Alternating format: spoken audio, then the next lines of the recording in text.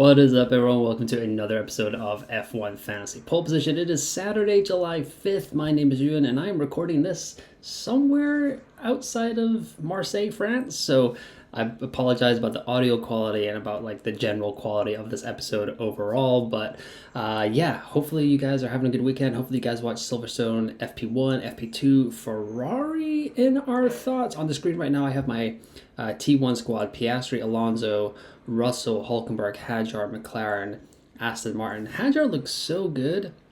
I almost don't want to bring him out, but I think I will. I think I'll bring him out for Gabriel Bortoleto.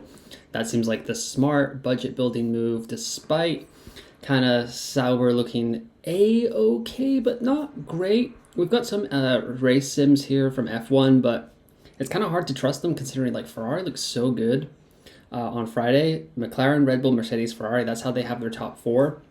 The same in qualifying trim as well, McLaren, Mercedes, Ferrari. But if we go over to what we had in FP1 and especially FP2, like it's hard to kind of say that Ferrari aren't the second best constructor. Norris, Leclerc, Hamilton, Piastri in FP2 here, and then Antonelli, Stroll, Russell. Russell went out pretty early from what I saw in FP2.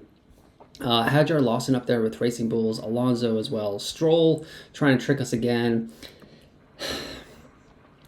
Today is going to be a different weather day at Silverstone compared to yesterday. Yesterday was quite hot. Today is going to be a little bit cooler, so we do need to think about that when building our squad. So while this is my final thoughts episode, I would greatly advise you to tune in to like Rain's F1 Fantasy Deadline stream, or you can just follow me on X at F1 Fantasy Ewan, like is posted above, where I'll be kind of putting together my last second thoughts after FP3 once we see the cooler conditions. But right now, it does feel like something of a must to have a piece of Ferrari, and I can do that in a couple of moves. Like say if I kept Hadjar, which I don't love, he looks so good, but I also don't love it either. So right now I'd have two free transfers. I could take out George Russell, put in Ferrari, and that would give me enough to get Esteban Ocon, who, if we look at the budget builder on F1 Fantasy Tools, is quite likely to rise.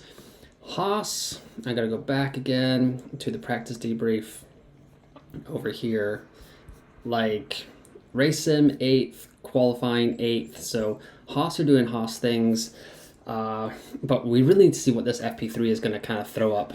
So this would be two moves, keeping Isaac Hadjar in the squad, but I also want to maximize budget building while scoring points. So it might be a negative 10 for me if I go with this lineup, this kind of back to the template lineup.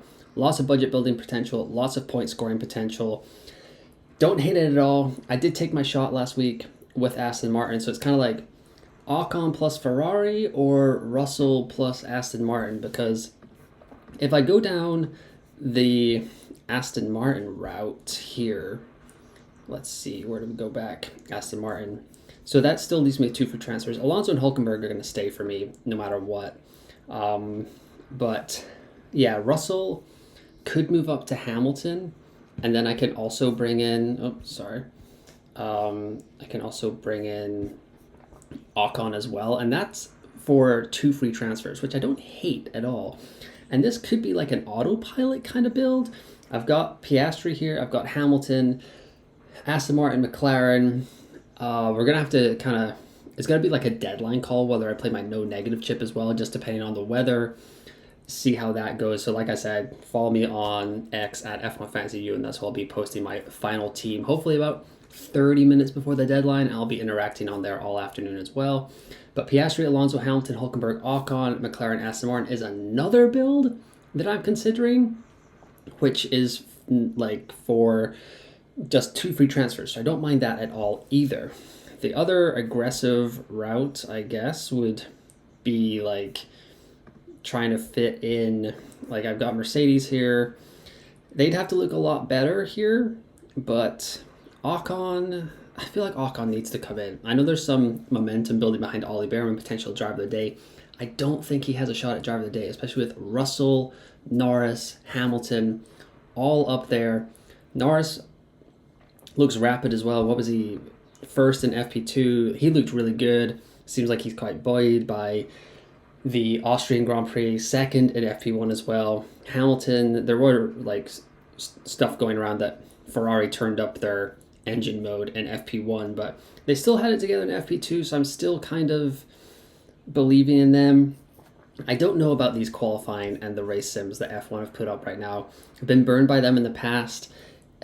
Having Red Bull second in race pace when Max is just complaining the entire time on the radio, rightfully so, not actually just like complaining for no reason, rightfully so, because the Red Bull does not look that good.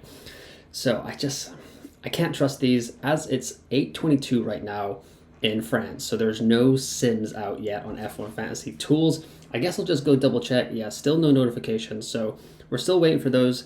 I'll tweet out more stuff as we go along, but if I was going to, I might need to be just sensible this week and go with this kind of -10, get the kind of ultimate budget building going along. Piastri, Alonso, Bortoleto, Hülkenberg, Ocon, McLaren, Ferrari.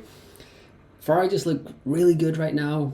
If Mercedes come flying out of the blocks in FP3, then that's where things could get interesting. Because there is a world where, like, maybe I don't want to make all those moves. And, like, Kimi Antonelli has been okay, but he's been in a rough patch, I think. 3 DNFs in the last 5 races, including a very poor Monaco Grand Prix where he did finish, but he was dead last. There's also a world where like I end up with this team and just rolling a transfer and potentially playing like the autopilot chip. But man, it is so up in the air. But these are kind of my final thoughts about what is going on at the British Grand Prix. And inconclusive, I guess, would be my best kind of conclusion, unfortunately. I just want to be honest with you guys. I don't want to be like, you gotta do this, you gotta do that. Racing Bulls do look good. If you want to go down to Lawson, I totally understand it. He can't drop in price. Hadjar at the 18 points. I actually I tweeted this out like at midnight tonight. Let me go see here. Where was it? Isaac Hadjar looked rapid today at the British Grand Prix. I almost want to reconsider transferring him out in F1 Fantasy. He needs 12 points for a 0.2 million rise and 18 points for a 0.6 million rise. Unfortunately, his season high is 16 points and he's only hit double digits in 3 of 11 races so far. So despite what I'm seeing on the screen, Hadjar looks rapid. He's up there at the top half of the field in FP1, FP2. Racing Bull's looking really, really strong. The facts don't lie, the stats don't lie. It just seems like it's not going to be a weekend for Isaac Hadjar. Maybe he can come back into our squads for Hungary or Spa if he does have a surprising result. But it feels like the smart play is to bring him out for Gabriel Bortoleto. So if I'm going to wrap it all up finally here, Ferrari, Ocon, and then Bortoleto are likely coming in. I'm really undecided. There's a chance I play autopilot. There's a chance I play no negative. If the weather comes along, like I said, follow me right there at F1 Fantasy U, and I will be tweeting out all my thoughts while watching FP3 and like once the sims come out and stuff like that. But if I was a betting man, I would say this is probably where I'm ending up. I'm a little bit worried about not having any Ferrari exposure heading into Silverstone with how good they looked on Friday. Not having Mercedes exposure is also a little bit scary, but McLaren and Ferrari feel like the safest bets. Maybe I just need to come back to the fold a little bit. Alonso, Bortoleto, Hülkenberg, Ocon. If everything goes well, we've got 2.4, 2.7, 3.3 million in budget here, which would get me over the 120 million budget gap, which is nice. I think this is another opportunity. Some people can go to that 4A lineup with Piastri, Russell, McLaren, Mercedes this weekend. And for us with lower budgets, it feels like this is maybe another weekend to try and gain more budget, catch up to them, especially if Mercedes are not going to kind of put it all together on Saturday. But like I said, that's going to be my final thoughts. If you've liked this YouTube channel, this YouTube episode, like the video, subscribe to the YouTube channel, follow me on X at F1 Fantasy UN. Sorry there's no deadline stream today, but I did my best to get this final thoughts video out, and there'll be a cool down room later tomorrow night. But once again, thanks for listening, thanks for watching, and I will talk to you next time.